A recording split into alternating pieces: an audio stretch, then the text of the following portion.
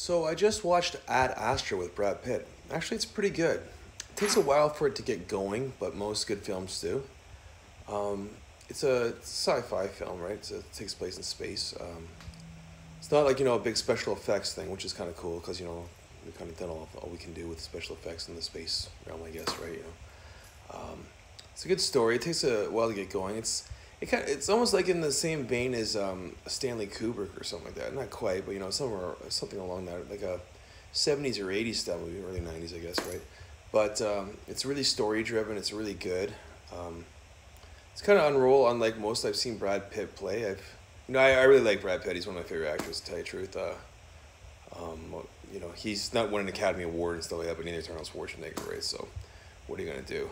But it's good to see that Hollywood is starting to go back to more story movies, like really story driven. People love that, right? Like, um, what's a good example for that? Cape Fear or I can't think of something else. Something like that.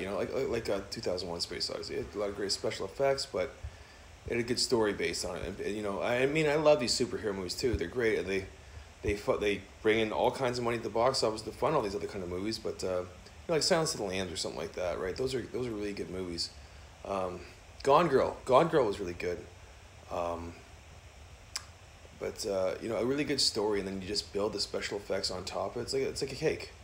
Just have a great, moist, flavorful cake, a nice icing, and then the special effects of the icing on top. The cake is the story, and the acting, and the directing, and all coming together in one.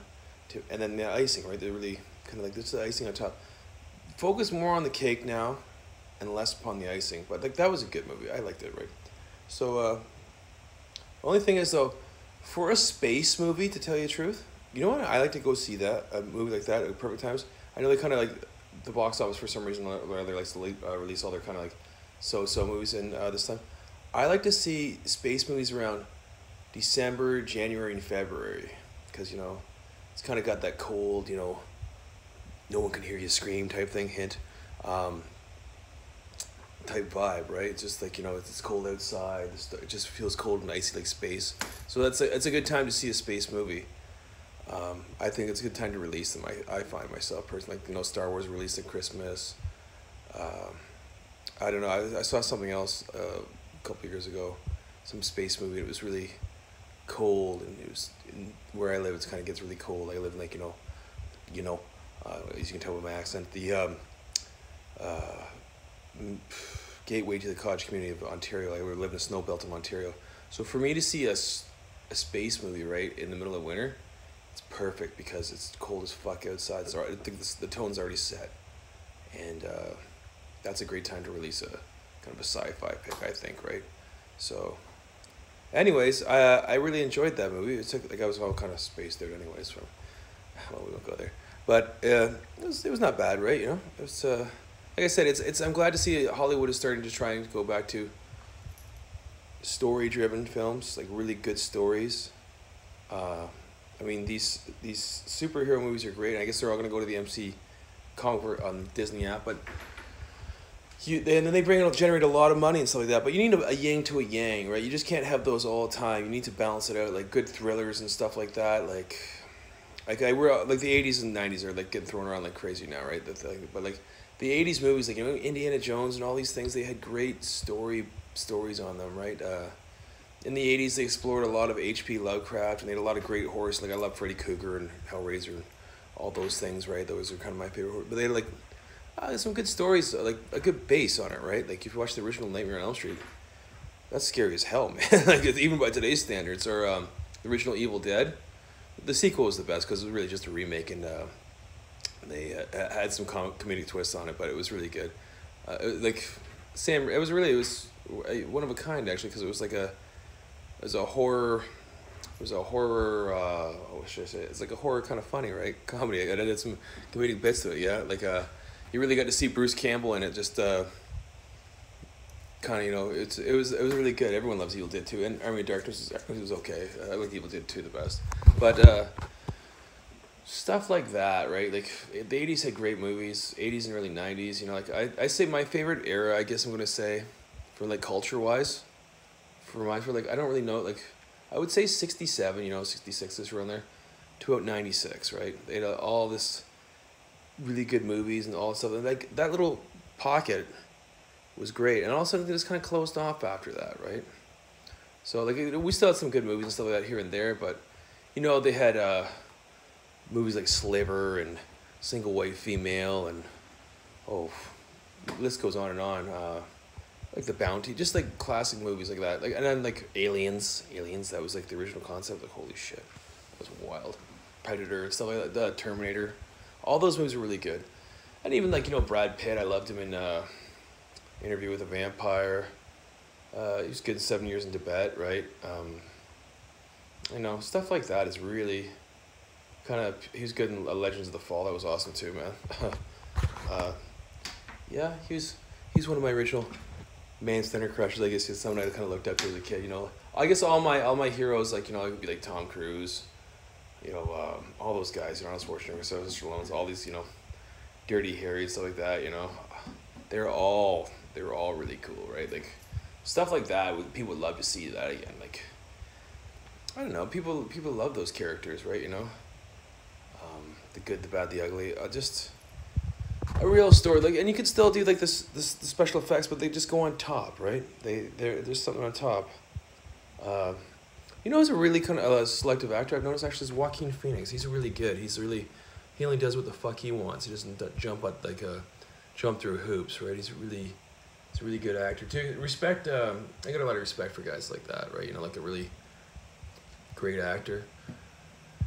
Like, one thing, Brad Pitt did that one funny movie. It was Burn Notice or whatever. It was kind of a comedy movie, right? When he's the personal trainer, that was pretty funny. That's when I learned, like, the people at, what do you call it? Some of the fitness facilities used to try and, give me a hard time and stuff like that. Then I just think of Brad Pitt's character, and, like, if any one of these personal trainers trying to bully you and trying to sign up, just think of Brad Pitt's character, right? And don't get me wrong, there's lots of good personal trainers out there, but... some of these guys just try and bully you into doing it. It's like fuck off. But, I'm pretty good. All I really need to do, like, I'd probably want to work with, like, say, Jay Cutler or something like that, right? To get some bulks up. Like, some serious stuff. Like, those guys are professional bodybuilders, right? But, I really need to work on my diet. That's the hardest part there, right? Little tweaking on my form. Not much, right? But I'm starting to work on that, too. But where was I going? Like, yeah, like Dances with Wolves and stuff, like, and movies like that, they're really good. Christian Bale's a really good actor. I just finished watching, what was that? American Psycho?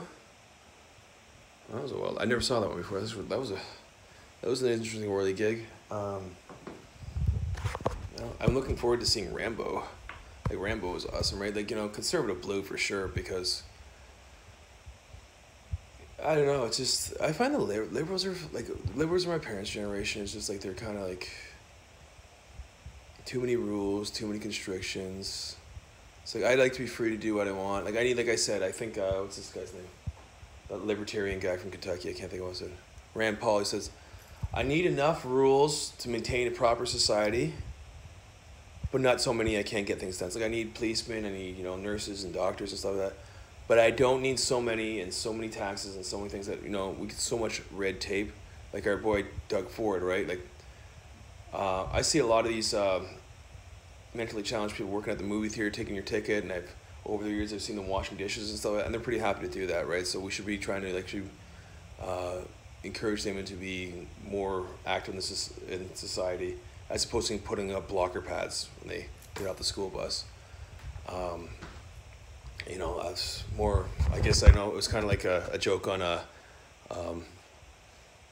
In Living Color, handy capable, but they had a point though, right? Like, I've seen a lot of handicapped people. I've worked with some of them, to tell you the truth, kind of slow and challenged people, and they're quite capable doing the job. They need some help and stuff, they got assistance and guidance, but they can do stuff, right?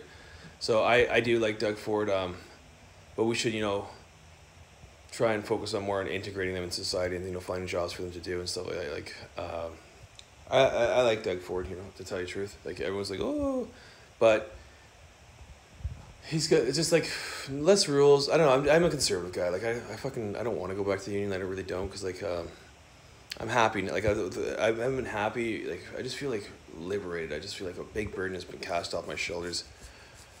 Like, that's our parents' generations. They're more liberals and stuff like that. Like, but they like all the fucking rules and control freaks and stuff. I don't, right? I like to be, like I said, enough rules to maintain a proper society, but not so many I can't get things done. You know, like not so that Big Brother's bringing it down. Like I'm a super character, I guess you say. So I don't mind. I've adapted to that. I'm getting used to that, right?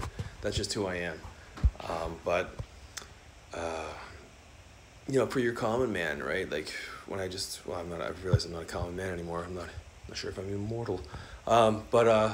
He, you know, does he really need all these rules and constrictions and things breathing down his back, right?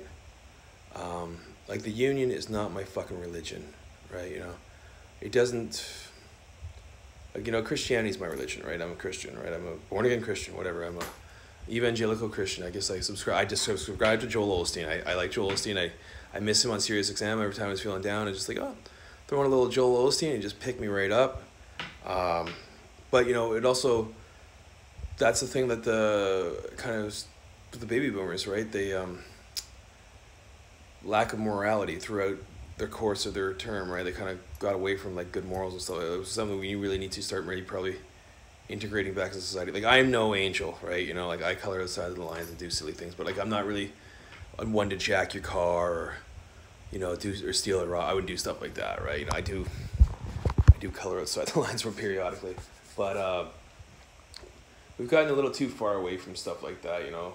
And what was another thing I was going to talk about? Oh yeah, and then at Astra, it kind of talks about you know, they're going to the moon and he's going to Mars. It's all the shit, like, you know, like they're fighting for resources. But there's we're talking about fighting for resources on Earth, but we haven't been to the moon since the 60s. We should have went back in the 80s. There's probably a whole wealth of resources to be exploited from Mars and the moon even, right? We haven't drilled in the moon. We don't know what the fuck's on there. Who knows what's on the moon, right? Who knows? We have only been there like a handful of times, maybe 3 times? I don't know. We should have went back in the 80s. Maybe 70s, all right, the budget was there. But one point in the 80s and the 90s, we should have went back to the moon. Like, it's been how long? I can't, like 1969? That's what, 2019? We should be going back to the moon, right? We should be seeing what's out there. We should no longer, man should conquer his fear of the unknown. We should be, you know, like not even the sky is the limit, right? We should be exploring space exploration, because with this CRISPR-Cas9, you know, it's going to enhance our quality of life. We'll be living longer. We can start growing, like, 3D printing food and all kinds of crap. We're gonna, like, you know, but we're gonna, you know, need more space to live, and we got to go out there and see what's going on, right? We have to see what's out there, like the moon, Mars, right? We could, I guess the word is terraforming, right? Like when they put oxygen in the atmosphere and stuff like that. They said they have frozen water there, right? So essentially we could do that, right? And then we could start to really harness the power of the sun and the universe and see all those things all these challenges. It's like, you know, I just think God, right, you know, he laid these challenges out before us, right, to conquer, right? But, you know, we haven't been really stepping up the plate. Now we are, like, you know, because we're starting to get, you know, CRISPR-Cas9 and all these, like the FDA might have outgrown its usefulness and stuff like that because they just want to limit stuff, right? You know, they don't want to cure, they want to treatment that they can make money off of, because all the big drug companies own the FDA, right? You know, they own it now, right? They, I've heard that it's like more of a drug cartel. And what's another thing? Same thing with the unions, right? Big business owns all the unions, the big unions, right? So fuck off. And, you know, and then here's Justin Trudeau caught giving $80 million to unions. You say you're on the side of the working man, but the working class, a lot of small businesses employ lots and lots of people, right? But yet you tax the shit out of them, but yet you give the unions a big break. Like I'm glad I left the union, to tell you the truth. It's just like, I don't know what'll happen to me or but like, it's just one of those things that's just like, oh, it's just kind of a burden that's been lifted, right? It's just like, I don't like that. I worked at a small company for 14 years, and it kind of kept me insulated from the union. It was really good. But then when you see what they're like, holy shit, all your fucking, I don't know, it's like, who's blowing who? And it's like, ew. I can't do that, man. And another thing, I guess I am going to, like, you know, they say Andrew Schneer, but I don't really have a problem with homosexuals. So like, there's 2 guys kissing each other in the fucking club last night. I didn't give a fuck, right? You know, it's like fucking like, Um, you know, it's not a big deal for me. It's just like, it's like, well, I can't really put a hate on love because that's like an oxymoron at its finest, right? I don't really give a shit, right? It's like, you know, just keep your fucking hands off me and we should be just fine, right? You know, and I know I get like a little tweaked out sometimes, like, you know, like this little Asian guy, like, oh, I have lots of yo-yo, yeah, yo-yo, come back to my apartment. Like, he tried several times, like, buddy, I get it. I know I'm really cute, but it's stuff like that that kind of, you know, pisses off the whole heterosexual community. Like, we're friendly to you, we're nice to you, but you're just reaching too far from that. Like, you know, when, like, I already said no, like, 3 times, like, fuck off, man. Like, a 4th time, you might get punched in the head, man. Or I'll call you a faggot or something like that, man. I'd rather not. But stuff like that, it's just like, you know, you're going to have to start it, like, you know, maturing too, right? Like, you know, Black Lives Matters, black community got to grow up because they got to quit calling each other niggers and stuff like that and fucking this and that. Like, Nipsey Hussle's, all those guys are fucking retards. But, you know, they just have to grow the fuck up. It's like, you know, you can't go around calling each other fucking niggers and preaching gang violence. Like, and then it's all the white. No, man, I didn't tell you to do that. So I gotta listen to AC/DC and shit like this. It's like, yeah, let the good times roll, right? You know, but and the gay community is like, well, okay, man, like, you know, I'm more than willing to accept you, but, you know, when you're in your place of business, no lisping, like, no, like, you're at work, right? Work is to be taken, like, you can have fun, but, like, that's not appropriate for work, right? A lot of people hate that, you know.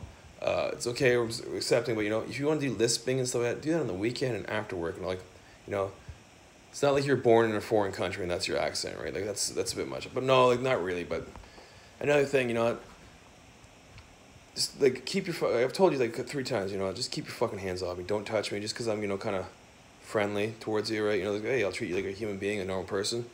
Don't read that the wrong way. And, like, when someone tells you to fuck off, just do that.